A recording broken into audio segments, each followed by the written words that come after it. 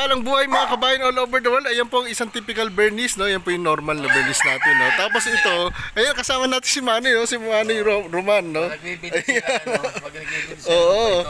Itong model, oh nga. Ito siya mismo pong may-ari at mga anak niya nasa ano rin sa abroad. Kaibigan natin yan. So ito na po yung isang sample po ng Bernese na in-extend. Ang ganda ng pagkakagawa, oh, maximize. Manny, pwede pa i-roof deck ito pagdating ng araw, no? Pwede, no? Kasi matibay, eh. Nakita kung paano ito ginawa, eh. Abang yun? Oo, nakaabang, no? Matibay yung lalaki na poste nito, eh. Tingnan niyo po mga kabayan, no? Para pag bumili po kayo ng ganito, pagdating ng araw, kumbaga sa budget mo, ito munang kaya ngayon, okay lang. Kasi may space pa, pagdating ng araw, nakaipon na. Katulad ng ginawa naman niyo, tingnan niyo, oh, meron dito yung garahe niya, kasya pa kotse dyan. Kasya pa kotse dyan, pero ginawa niya parang, ano din, no? Reception area, sala. Tuloy na tuloy yan. Dito man, ano yung nasa loob niyan? Ito, parang budiga ano lang, pinitindahan ako. Oo, yung parang may space pa, no? May space. May space pa.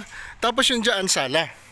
Yung sa loob, sala. Pag ano, tapos doon yung dining mo banda. Hindi namin sinira kasi yung dating... Oo, yung original, no? Oo, sirain ko sa... Kulain mo, oh. Kaya nga, ang ganda. Tapos Manny, ilang ano na to bali? Ilan na itong kwarto na?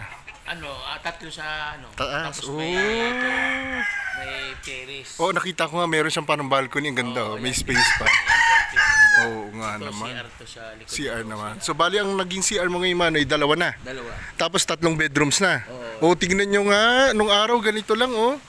Pwede talaga siya extend. Tingnan nila yung ano ko, yung oo. Galing, no? Tapos Manoy, pag ginawa mo namang roof deck yung pagdating na araw, pwede yung parang ano, no? Pag may bisita, no? Pwede kayo dong videoke. Oo. Tsaka sampayan. Manok. Mukhang may ka sa manok, Manoy, ha? Ayun, no? Ang ganda, oh. Oh, di ba? Maximize, oh. Kaya nga.